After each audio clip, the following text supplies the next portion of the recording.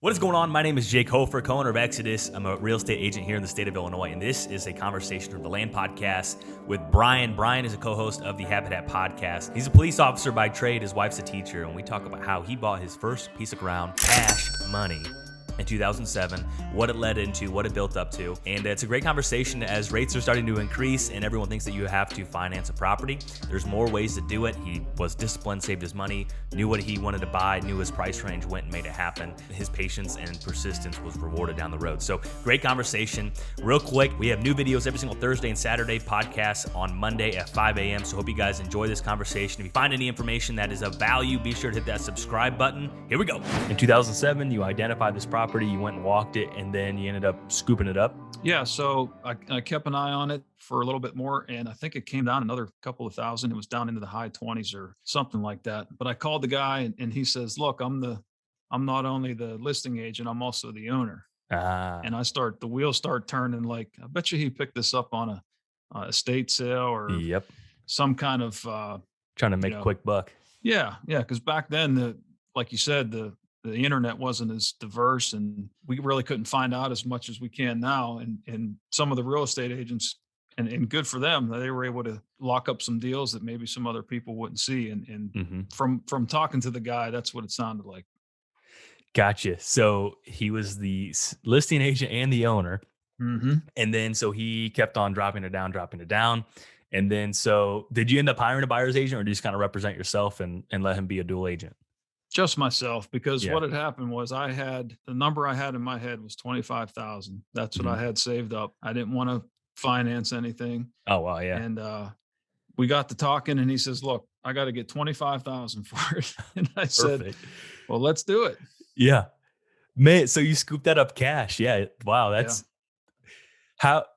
That's impressive. I mean, to not have to go through the bank parade. And then even at that point too, there was, I would guess, hardly any banks that were really specializing in this type of property where you can't build on it really, and it's not tillable. I think a lot of banks still don't understand recreational land now. So that, Right.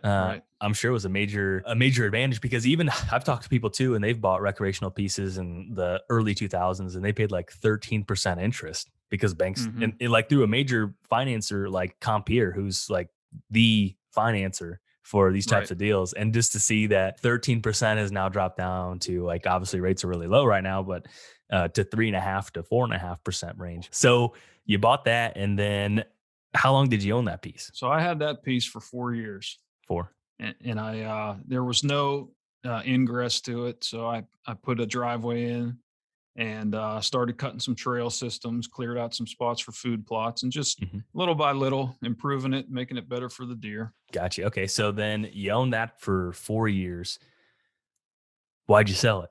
I always wanted to get something bigger. My goal at the end was to have at least 100 acres someday. Wow, yeah. I'm It's a still lofty working goal. on that. Yeah, Yes. that's a lofty goal. That's a lot. Absolutely. But I knew with the way the things were going with the market, and they started exploring for Marcellus Shale in Pennsylvania and Ohio at the time.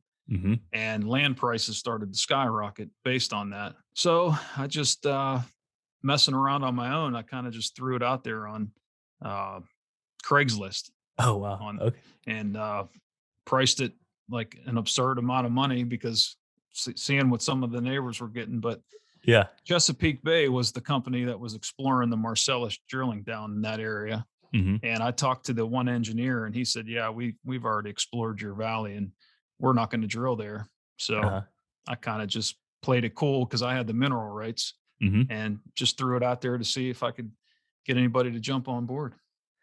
So, let me ask you this too. Okay, 2007 is when you bought it, and then we all know what happened immediately after that. Right.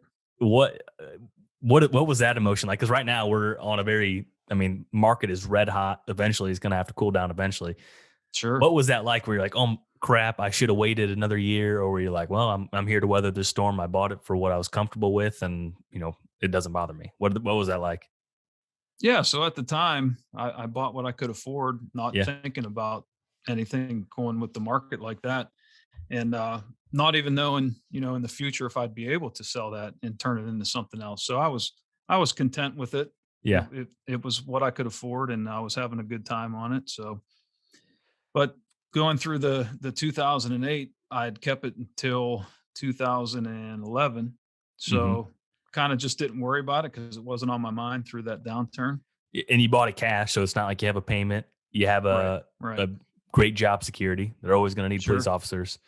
Um, so that's interesting because I feel like we're in a similar. I mean, I don't. No one can predict what's going to happen, but I feel that there's probably going to be eventually a pullback. But then I talk to other people, and I have my own thoughts of is it time in the market or is it time in the market? And I think you hit the nail on the head. Of I bought it. I bought it to enjoy it. I didn't buy it to get rich. I want my own little corner of the earth so I can go do what I want. And that's cool to hear that that was the case. You know, a lot of people invest in land for different reasons, whether it's timber value, future returns on it. But yeah, that I wasn't even thinking of any of that stuff. I was in my early 30s at the time and Hmm. just enjoying it. Yes. And you were, I think I asked this on the last podcast, but you were 30 years old when you bought that first piece. Correct. Got it. Okay. Very cool. Okay. So you posted on Craigslist and the company says they're not interested. What ended up happening then when you sold it? Yeah, so I had it listed on Craigslist for I want to say something ridiculous like 85 or 90,000. Wow. It was like 3,500 an acre or something, just throwing it out there. Yeah. And this guy called me and said, "Would you take 75,000 for it?" I said, "Absolutely." Sight unseen. I'm like, "You want to go Yeah. look?" He goes, "Nope, I'm interested in the mineral rights and I'm interested in this, that, and the other thing." He says, "I'll have my attorney contact you." And Wow. away it went Holy cow. So you tripled your money in 4 years. in 4 years. Wow. And straight cash. You didn't have to pay interest. You weren't servicing debt. That is just straight money. So did you end up doing a 1031 exchange into your next property, or did you just pay the taxes, or did you have losses on it? Yeah, I had some losses on it. Yeah. Cause I knew you put in a road, you put in equipment and Right, you did right. those things. So yeah. Yep. Which is important. And I think that brings up an important point to document those items too. So when you go to do something like this, you're not paying capital gains on, however much money it is. You can show those improvements and have that deduction. I'm not an accountant either, so just just to keep Yeah. that in mind too. But and I know in a 1031 exchange too is a great thing there too. But I know you have to have income on it too. So if you weren't renting it, or you weren't leasing it, or you weren't doing anything else, then a 1031 may have been a little bit more of a hurdle too. But so Sure. you ended up selling it to this guy sight unseen, with a little bit of a crazy market, which is that's so cool to hear that you. That's a pretty big break. So then you sold that 25-acre parcel for three times what you paid for it. Then how long were you shopping until you ended up buying your next piece? So it took me 2 years to find my next Wow. piece because I was being very picky, Sure. and I was still trying to stay on budget with what I had. I didn't want to take any more loans out. I was trying to use the proceeds of what I got from the last one. So, Yeah. yeah, it wasn't until 2013 when I found that 40 acres up in Northeast Ohio. You buy that cash too? I did. Man, holy cow. Man, okay. Wow. Okay, so if you were picky for 2 years, what made you pull the trigger on that piece? I had it stuck in my head that I wanted something in farm country.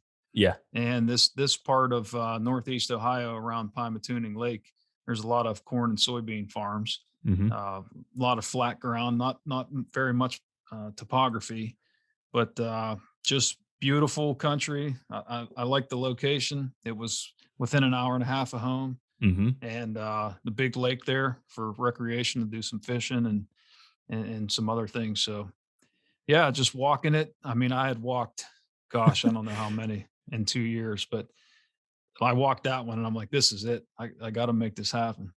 That's cool because I totally know what you mean when you walk a piece and it's like this is it. And I've experienced it on pieces I'm helping clients, or I've had it happen personally, and then I've seen it happen to other clients too, where we're walking a piece and they're like, "Oh my gosh, this is it." I mean, it's not up to me to decide what that is for someone, but it's crazy. It's like when you know, like this is Right. you get the big buck juju, or you get like the warm and fuzzies, or whatever you want to say. Like this is it. So you bought that in 2013. You shopped for 2 years.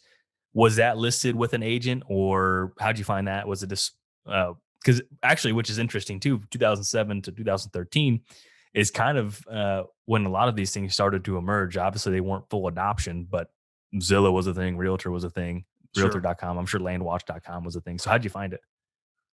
Yeah, so I actually found this piece. I don't know if you're familiar with Bruner Land Company.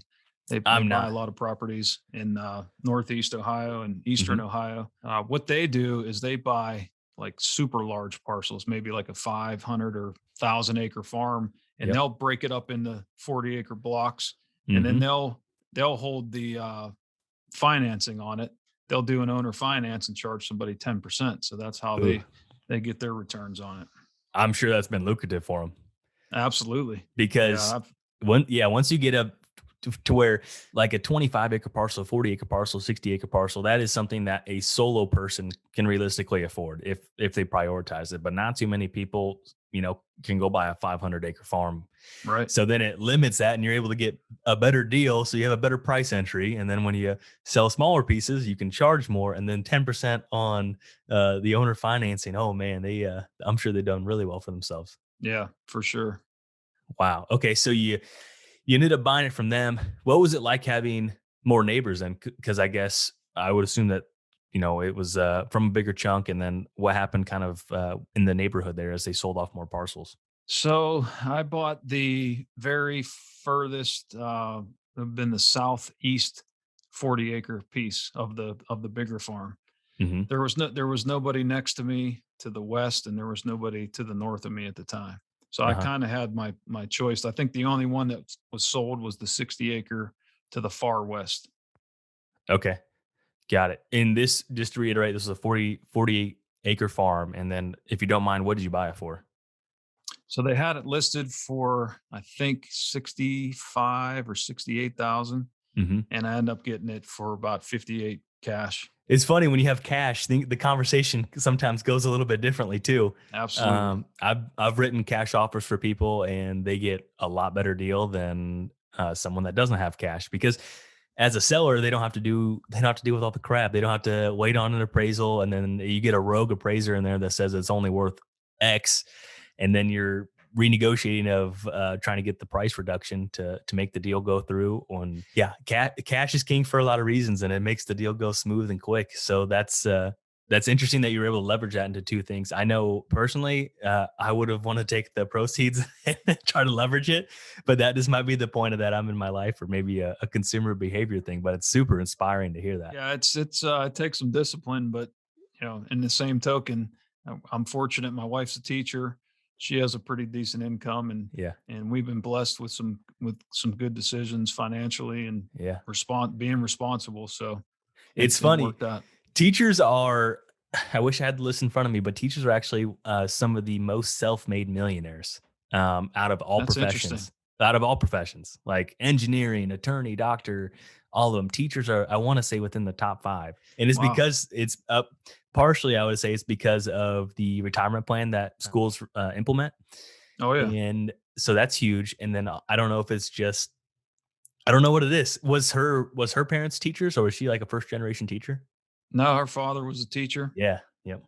Yep, and then he taught, history for a while, and then he became a guidance counselor towards the end of his career. That's cool. And to put this in perspective of a police officer's income and a teacher income, it's not like you guys had giant incomes and everything else. It was just came down to discipline. Would you agree? Right. Yeah, absolutely. Yeah. Yeah, living comfortably, but not, we're not pulling in, doctor money, Yeah. if you wanna put it that way. Yeah. No, yeah.